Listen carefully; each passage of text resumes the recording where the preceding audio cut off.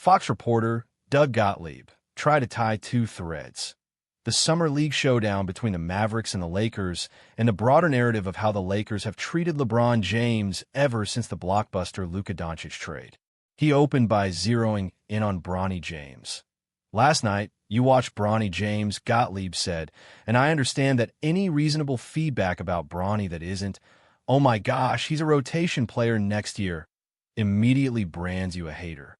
Hey, before we get into the video, be sure to enter our brand new giveaway. We'll be giving away any of these items. It's your choice. To enter the giveaway, leave a like, comment the keyword, subscribe, turn on notifications, and most importantly, watch the whole video. It's that simple. Last night you watched Bronny James, and I understand that anytime you give any reasonable feedback about Bronny that's not, "Oh my gosh, he's a rotation player next year," what an incredible discovery the Lakers made of this poor kid who barely played at USC. If I say anything other than that, I'm deemed to be a hater. Gottlieb reminded viewers that he's followed Bronny from his earliest days, watching him dominate in high school gyms, track him through AU tournaments, and cover his lone season at USC. At that time, Gottlieb was covering college basketball for network television, based in Southern California, and occasionally filing reports from Oklahoma State. This season, Gottlieb caught as many of Bronny's games as possible. G League matchups were some nights he shone and others he vanished, plus the sporadic NBA minutes that gave a glimpse of his potential. His stated mission: "I'm trying to give you the truest, most honest assessment. If that bothers you, that's on you, not me." Watched him in high school, watched him in AAU, watched him at USC. Okay, his year at USC, I was still covering college basketball for the TV network, other TV networks, and I lived in Southern California, as well as helping out some in Oklahoma State. I watched as much as I could. The truest, most honest assessment. If that bothers you, that's not my issue. According to Gottlieb, Bronny never looked like a Make-A-Wish novelty, a kid plucked from the crowd and handed a uniform for a feel-good moment. He didn't look like he was picked out of nowhere, Gottlieb emphasized. He looked like a basketball player. There were clear high points, a few possessions where his defense was disciplined, jumpers that fell cleanly, and one standout sequence: a driving kick that set up a thunderous dunk. Those flashes, Gottlieb argued, showed real poise and skill, especially considering Bronny's recovery from last year's heart issue. But there were equally long stretches where Bronny was just a guy, what Gottlieb bluntly calls a jag. No single moment that screamed future NBA rotation piece, just the patchwork of a young player still finding his way. I don't think he looked like a bad basketball player. He didn't look like he was a Make-A-Wish picked out of the crowd. "Oh my gosh, this poor kid, let's give him a uniform and let him run up and down the court." There were times in which he defended at a high level. He made a couple of nice shots. He had a nice drive and kickoff for a dunk. Like, there were some good things there. Gottlieb's verdict was unvarnished. After a year split between the G League and spot NBA appearances, Summer League should feel like dropping from all-pro difficulty to rookie level in Madden. "If you've already had that much experience, this should be way easier," he said. "Even if you barely did anything at the highest level, rookie mode ought to be a breeze." In Gottlieb's view, Bronny is not yet a rotation player, and likely not a full-time NBA contributor, until he turns those intermittent flashes into consistent production.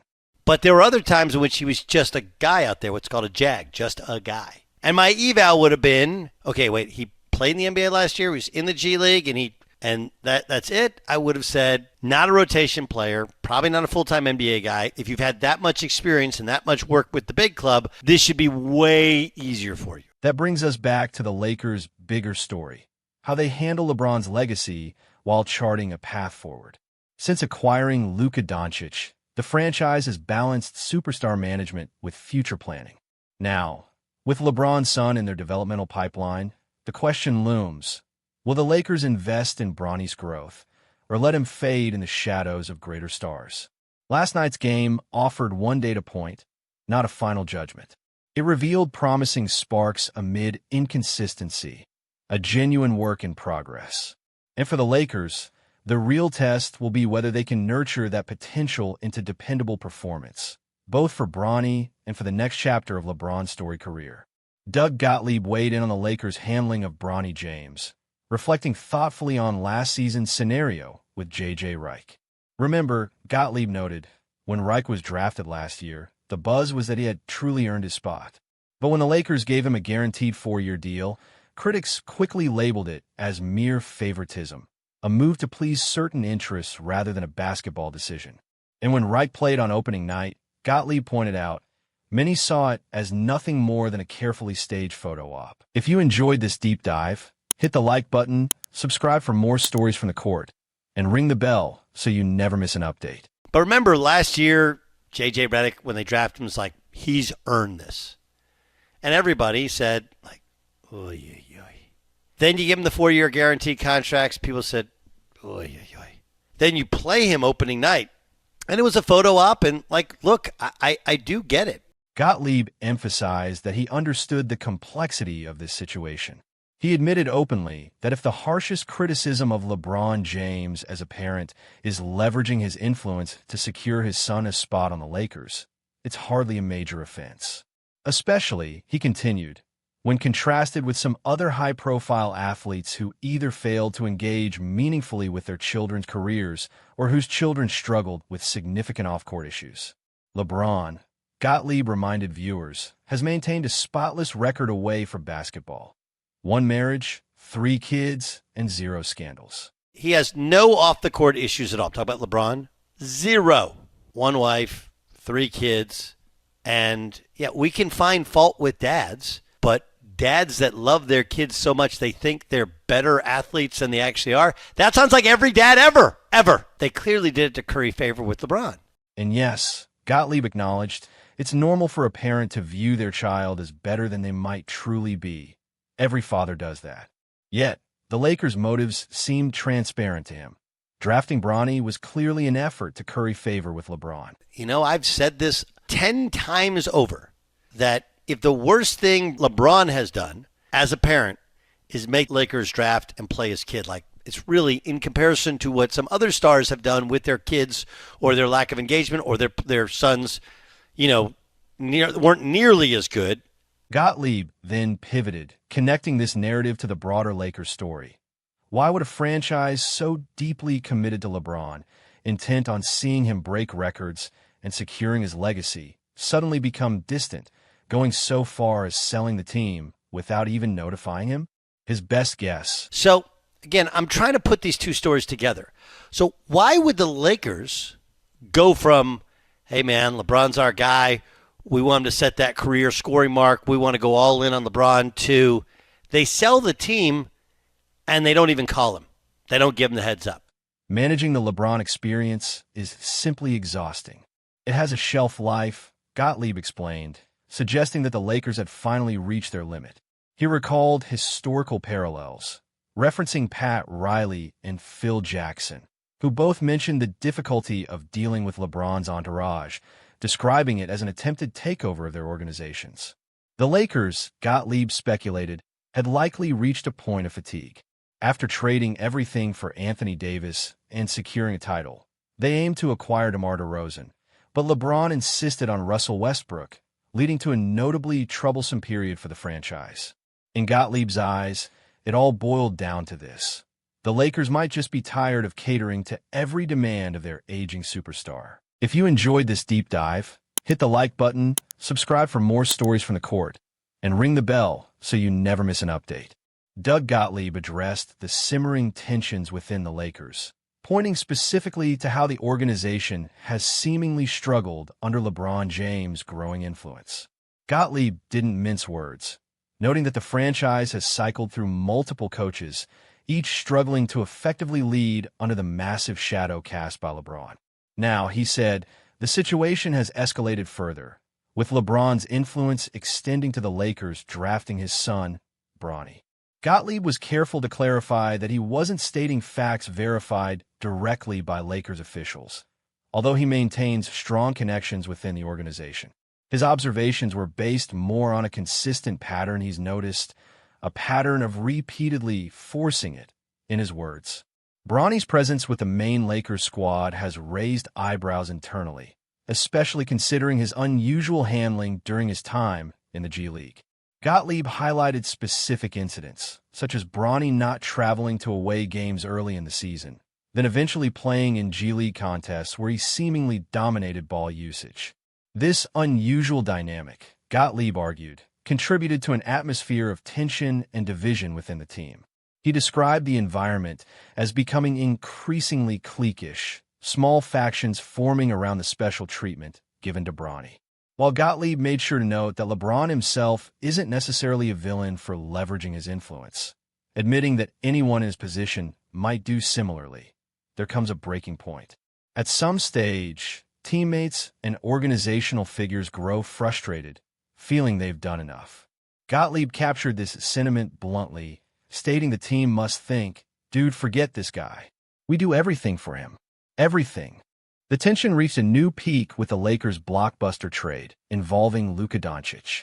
LeBron's ambiguous response, implying he could be next on the move, added more fuel to the already smoldering fire.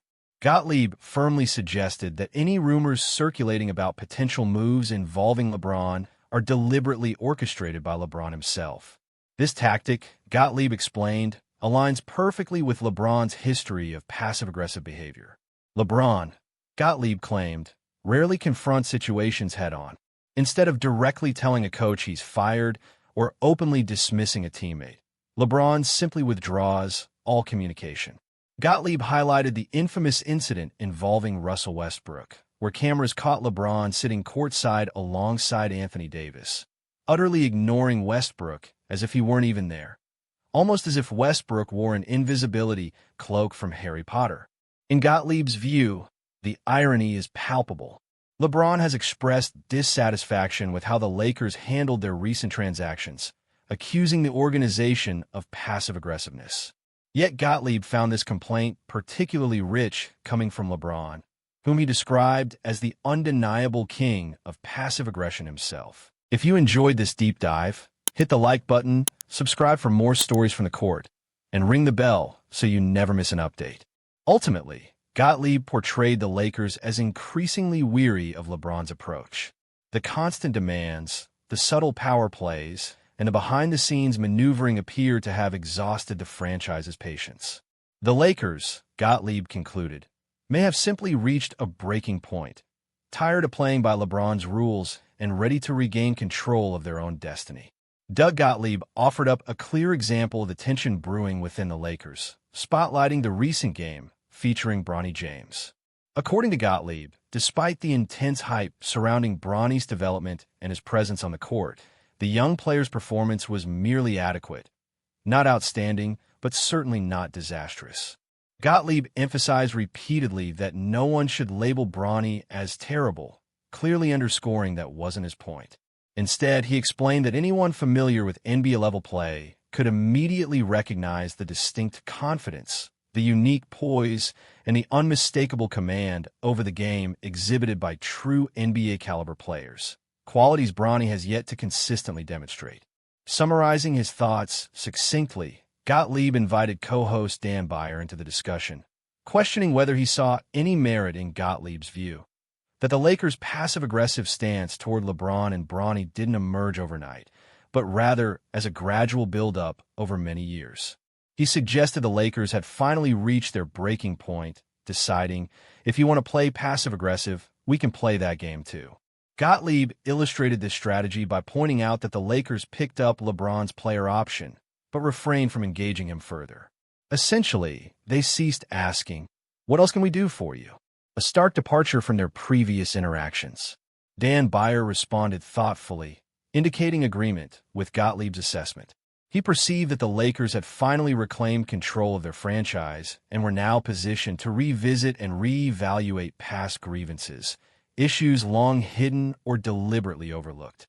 It's years of build-up to where finally they're like, you want to be passive-aggressive? We'll do the passive-aggressive thing. Pick up your player option, but we're not holding meetings and like, what do you want us to do? Yeah, I feel that the Lakers finally have control and they can go into their file cabinet and bring out all the things that they haven't spoken about, but they said, well, this is the reason why. According to Beyer, the organization now holds the power to openly address the accumulated frustrations or, alternatively, continue their new path without directly confronting LeBron. They might simply take the diplomatic route, politely stating their intent to move forward with Luka Dončić as their new focal point. Baier emphasized that the Lakers could easily maintain the high road, bypassing a detailed public airing of grievances and instead opting for a calm, professional approach. If you enjoyed this deep dive, hit the like button, subscribe for more stories from the court, and ring the bell so you never miss an update. He suggested the Lakers might choose to articulate their decisions succinctly, declaring they have decided to chart a new course, embracing Dončić as their cornerstone moving forward. This potential strategy, Baier noted, would allow the Lakers to gracefully detach themselves from past conflicts without further damaging relationships or airing sensitive internal matters. However, Baier also candidly acknowledged that previous interactions and accommodations made by the Lakers toward LeBron had undeniably influenced their current situation. He described the Lakers-LeBron partnership as fundamentally based on mutual convenience, each side leveraging the relationship to serve their own interests. Baier emphasized that the Lakers, in fairness, should not pretend they were merely victims of circumstance. Rather, he argued, they had willingly allowed LeBron considerable latitude precisely because it benefited their own ambitions and objectives. Ultimately, Gottlieb and Baier agreed. The relationship between LeBron James and the Lakers, complicated by years of strategic compromise and mutual benefit, had finally reached an inflection point. The Lakers appear ready to move forward, possibly without LeBron, navigating their future under new terms and with renewed control over their franchise direction. Doug Gottlieb turned his attention toward the looming question on everyone's mind. How will the relationship between LeBron James and the Lakers ultimately conclude? Addressing his co-host, Dan Baier, Gottlieb admitted outright that the answer remains uncertain, but ventured his best guess. Gottlieb initially expected a straightforward ending. He believed LeBron would strategically allow his Lakers contract to run its course, creating space for an intense bidding war among teams eager to secure his talents. Upon hitting free agency, LeBron would then choose a new destination, signing a flexible 2-year deal with a second-year option. This carefully constructed exit plan, Gottlieb explained, seemed logical, offering LeBron both control and maximum leverage. Gottlieb imagined the superstar gracefully transitioning into what would become his farewell season, concluding his storied career on his own terms. Yet, recent events have shaken Gottlieb's original certainty. He confessed that while previously feeling 100% sure of this scenario, he now hovers around 98%, primarily due to emerging narratives linking LeBron to Cleveland. Gottlieb didn't hold back his skepticism, labeling this renewed Cleveland speculation as crap, clarifying swiftly that he wasn't pointing fingers at Cleveland itself, but rather at the excessive noise and speculation surrounding LeBron's recent actions. LeBron's sudden heightened visibility, Gottlieb noted, is impossible to overlook. From openly embracing golf, a notably relaxed, off-season pastime, to frequently sporting Cleveland-themed gear, LeBron has seemingly amplified his public persona. Gottlieb highlighted LeBron's notable spike in social media activity, emphasizing how the superstar had tweeted more frequently in the brief span since announcing his contract opt-in than throughout the entire preceding month. For Gottlieb, these deliberate moves signaled a shift. LeBron actively fueling rumors, placing himself squarely back in the public spotlight, and subtly suggesting a potential return to his roots. All of this Cleveland crap that's going on. And by crap, I'm not blaming Cleveland, but I'm learning to golf. I'm wearing the hats, the whole deal that we've talked about for the last week, all of that stuff. Said it last Sunday, like that stuff, like now it's like LeBron is on overdrive. He tweeted more since he announced that he was opting into his contract than he did the entire month of June over those 5 days. Such actions, Gottlieb argued, seem far more intentional than casual, designed to stoke speculation and increase his market value. Dan Baier listened thoughtfully as Gottlieb detailed LeBron's apparent strategy. Gottlieb described these recent developments as overdrive, an orchestrated flurry of activities clearly aimed at maintaining LeBron's relevance and leverage. Gottlieb's theory was straightforward. LeBron was positioning himself to remain a central topic of conversation, keeping teams and media guessing, thereby maximizing his options. If you enjoyed this deep dive, hit the like button, subscribe for more stories from the court, and ring the bell so you never miss an update. In Gottlieb's assessment, LeBron's behavior wasn't random, but calculated, carefully crafted to signal openness to change without explicitly committing to any specific path. Whether genuinely considering a return to Cleveland or simply leveraging nostalgia and sentimentality to amplify his value, Gottlieb suggested LeBron was once again masterfully controlling the narrative.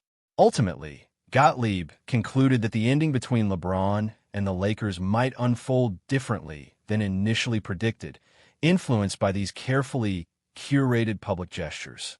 While the Lakers might hope for a clean break, Gottlieb implied that LeBron's increasingly public displays and passive-aggressive maneuvering could complicate their plans. The Lakers, Gottlieb hinted, must brace themselves, not merely for LeBron's potential departure, but for the complex drama likely accompanying his final decisions, whatever they may be. Doug Gottlieb pivoted the conversation toward the future, emphasizing clearly to co-host Jay Stu that their discussion wasn't purely about sports, but rather about predicting how the LeBron Lakers saga might unfold. Gottlieb posed an open-ended question: what exactly will happen next?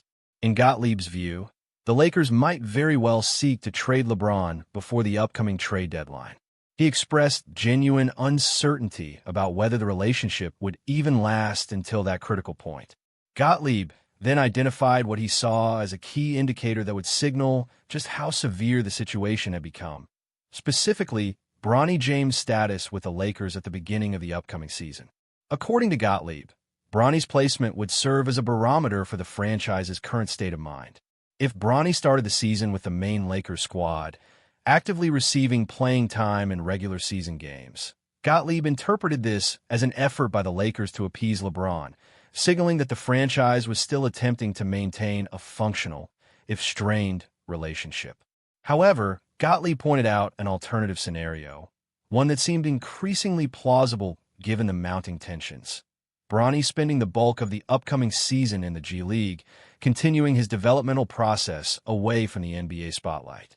Gottlieb argued that if the Lakers adopted this strategy, repeatedly emphasizing a need for further growth, keep developing, it would strongly indicate the franchise's readiness to sever ties with LeBron sooner rather than later. Moreover, Gottlieb raised another intriguing point regarding LeBron's future trade prospects. He questioned whether any team willing to acquire LeBron would also be compelled to include Bronny as part of the transaction. This consideration, he suggested, could complicate potential deals significantly. Gottlieb humorously referred to this scenario as a backdraft price, indicating teams might have to take on additional obligations, namely Bronny, just to secure LeBron's talents. The underlying tension Gottlieb described was palpable. He highlighted the Lakers' delicate balancing act, forced to weigh organizational needs against the complexities of managing a superstar and his family dynamics. Gottlieb's predictions highlighted the strategic choices facing the Lakers, either placating LeBron by featuring Bronny prominently or making a decisive statement by relegating Bronny's development firmly to the G League.